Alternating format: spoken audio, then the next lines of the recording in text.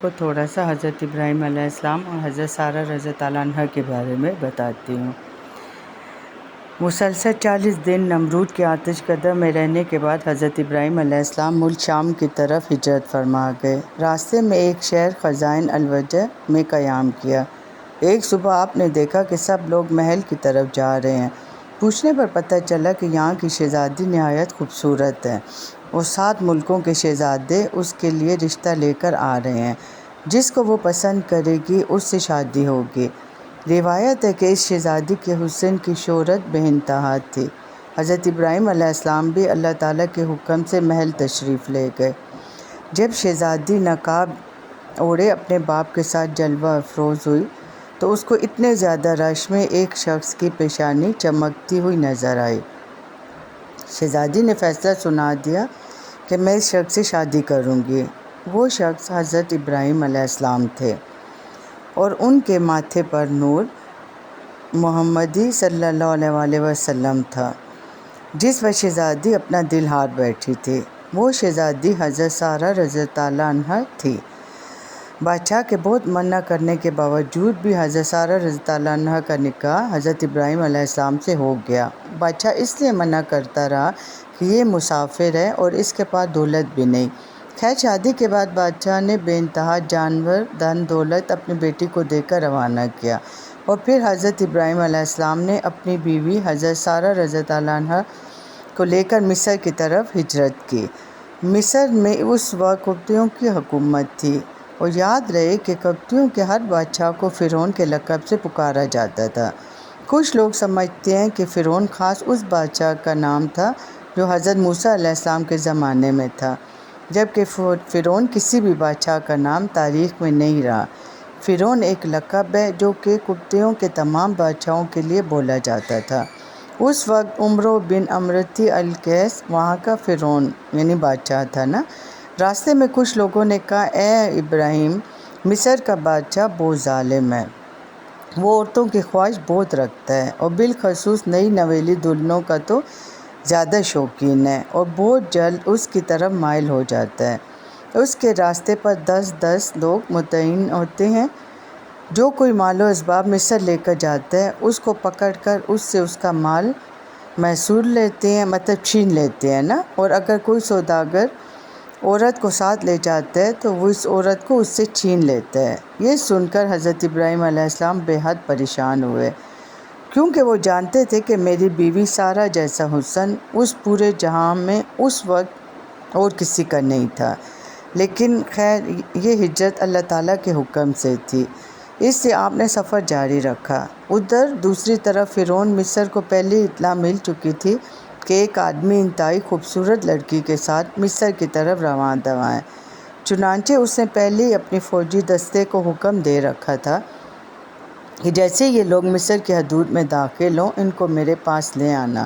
بس جیسے ہی حضرت ابراہیم علیہ السلام مصر پہنچے تو فرعون کے فوجیوں نے آپ کو گرفتار کر لیا اور محل میں لے آئے اور محل کے سب سے خوبصورت کمرے میں ان کو ٹھہرا دیا گیا۔ بادشاہ ان کے حسن کے بارے میں اپنے کارندوں سے آگاہ ہو چکا تھا۔ یہ حضرت سارہ رضی اللہ عنہ کی بات ہو رہی ہے نا یہاں۔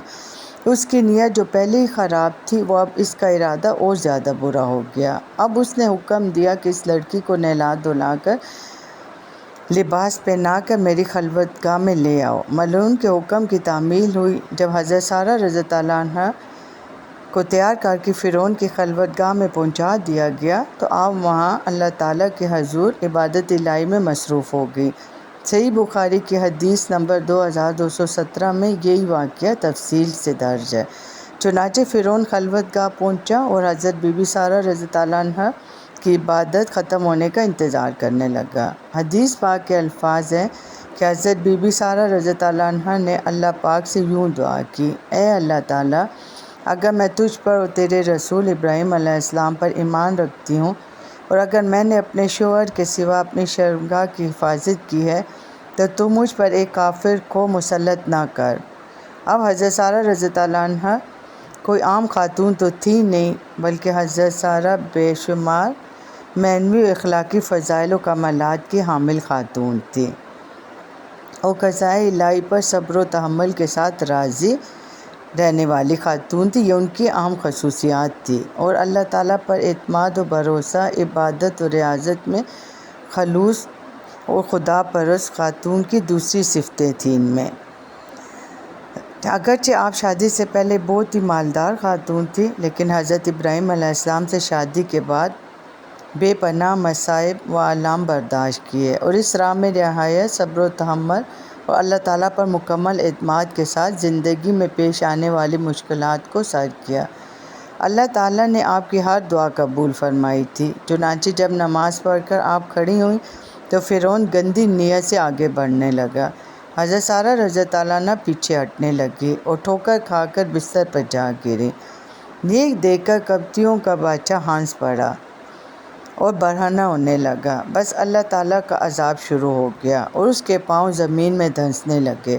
یہ دیکھ کر بادشاہ کانپنے لگا اور معافی مانگنے لگا، تو حضرت سارہ رضی اللہ عنہا نے اللہ تعالیٰ کے حضور دعا کی، اے اللہ تعالیٰ، اگر یہ مر گیا تو لوگ کہیں گے سارہ نے مارا ہے۔ چنانچہ وہ پھر چھوٹ گیا۔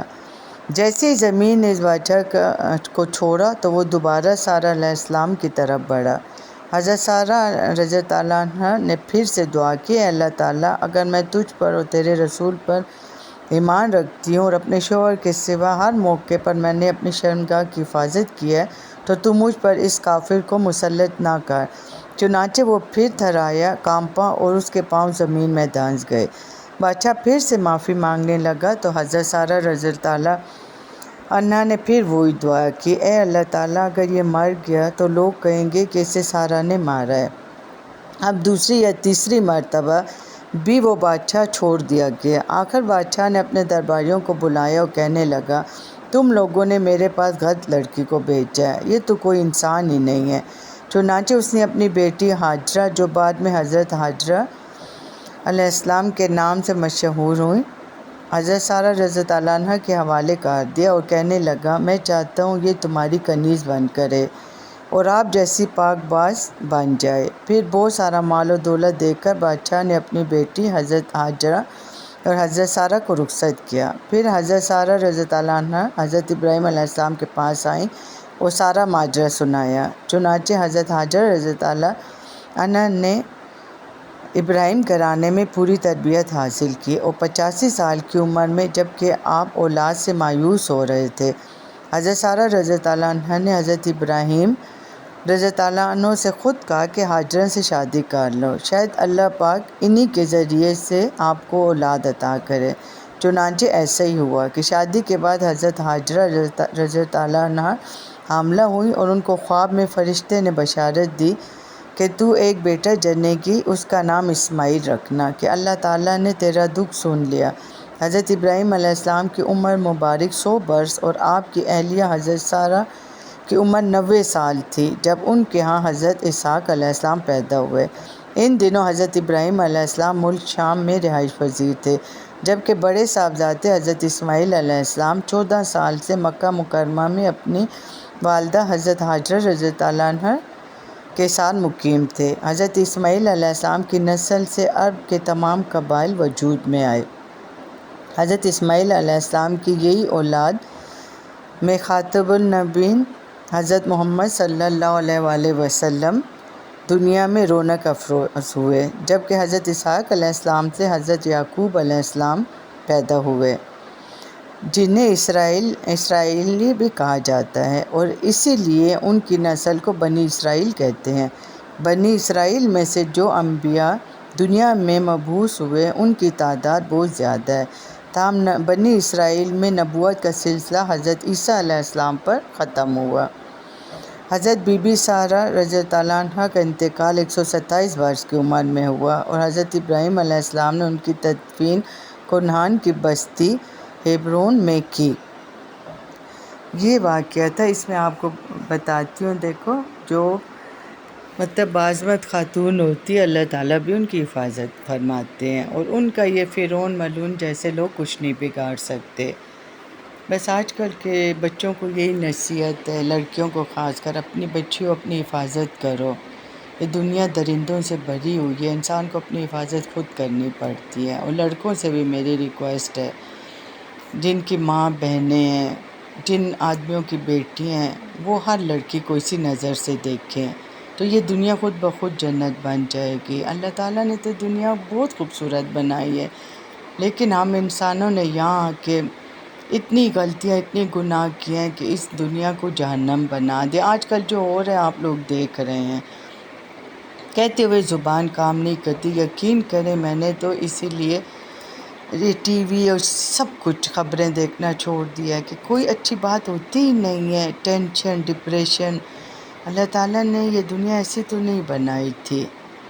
اللہ تعالیٰ کو تو یہ سب کچھ پسند نہیں ہے، لیکن بس ہم انسانوں کی غلطیوں کا نتیجہ ہے کہ ہم پہ عذاب بھی آتا ہے۔ اور آج کل جو کچھ ہو رہا ہے ہماری اپنی غلطیوں کی وجہ سے ہو رہا ہے۔